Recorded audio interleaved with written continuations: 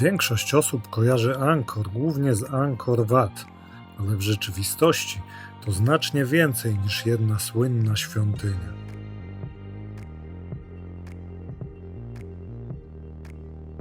To ogromny kompleks ruin rozrzuconych po dżungli, w którym bardzo łatwo stracić czas na przypadkowe przemieszczanie się między kolejnymi obiektami. Jeśli więc planujesz wizytę w Angkor i zastanawiasz się, co naprawdę warto tu zobaczyć, jak zaplanować zwiedzanie i które świątynie robią największe wrażenie, to w tym filmie pokażę najciekawsze miejsca i podpowiem, jak sensownie to wszystko poukładać. Angkor to pozostałość po dawnym imperium Khmerów, jeden z najważniejszych zespołów świątynnych w całej Azji Południowo-Wschodniej.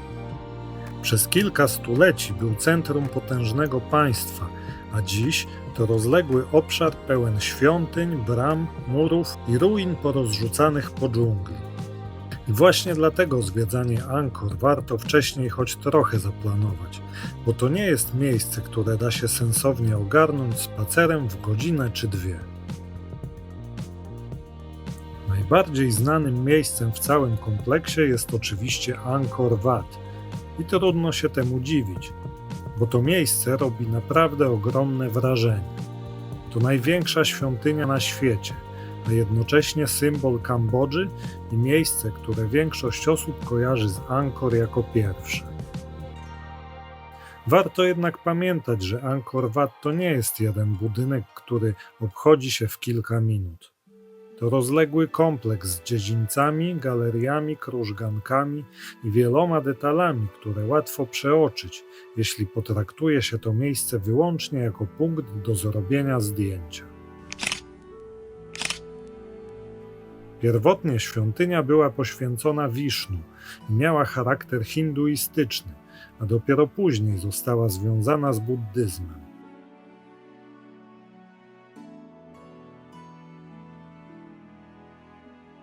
Drugim miejscem, którego zdecydowanie nie warto pomijać, jest Bayon. To świątynia zupełnie inna od Angkor Wat. Mniej monumentalna w klasycznym sensie, ale za to dużo bardziej tajemnicza i charakterystyczna.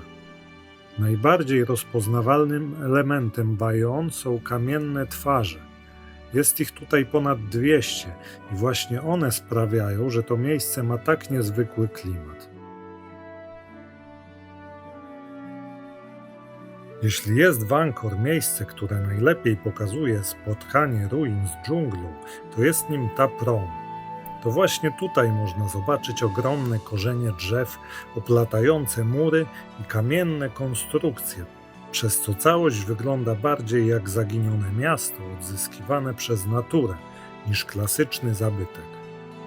Ta Prohm została częściowo pozostawiona w takim stanie celowo, żeby pokazać, jak wyglądały ruiny Angkor w momencie ich ponownego odkrywania i jak dżungla stopniowo przejmowała kolejne fragmenty kompleksu.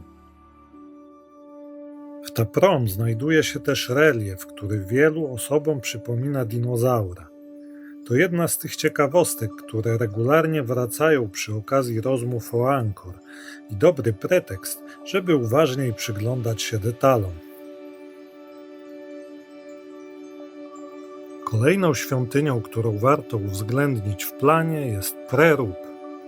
Ma zupełnie inny charakter niż Bayon czy Ta Prohm.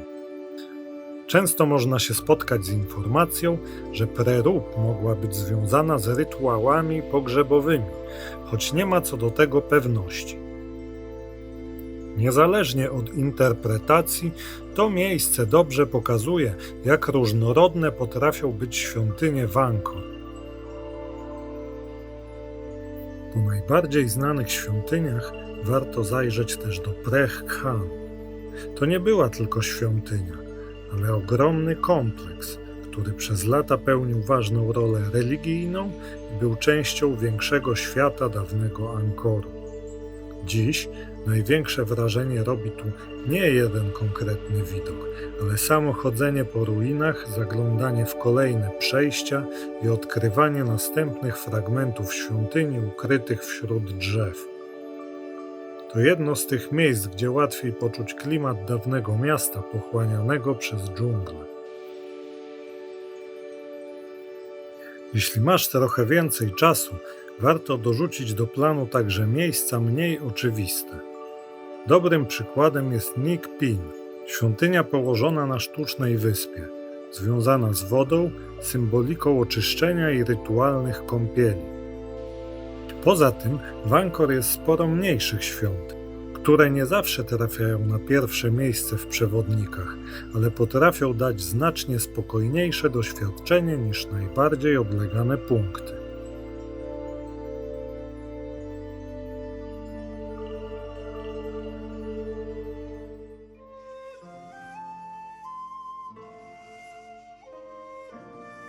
No dobrze, ale jak to wszystko sensownie zaplanować?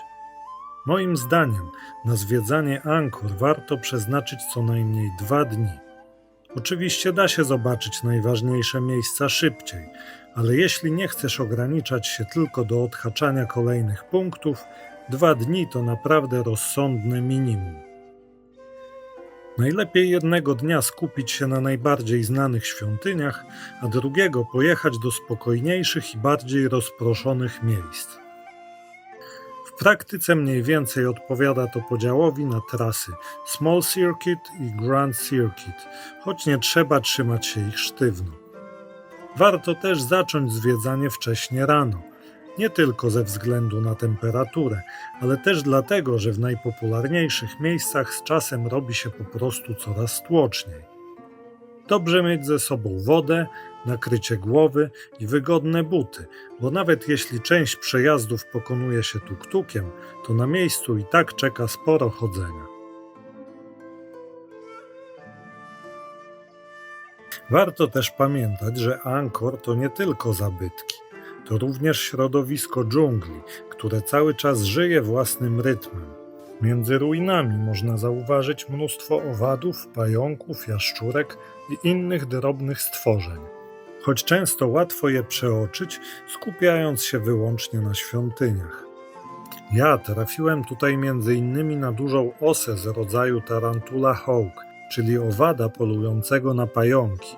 Sam widok był już dość intensywny, a biorąc pod uwagę, że jej ukąszenie uchodzi za jedno z najbardziej bolesnych, zdecydowanie lepiej zachować dystans. I właśnie to też jest ciekawe w Angkor. Z jednej strony oglądasz pozostałości dawnego imperium, a z drugiej cały czas masz poczucie, że dżungla powoli odzyskuje to miejsce. Jeśli chcesz zobaczyć te miejsca dokładniej, to na kanale są też 2 osobne vlogi z Angkor. Jeden z najbardziej znanych świątyń, a drugi z tych spokojniejszych i mniej oczywistych miejsc. Linki zostawię w opisie i na ekranie końcowym. A jeśli ten przewodnik był pomocny, to zostaw łapkę w górę i daj znać w komentarzu, która świątynia zrobiła na tobie największe wrażenie.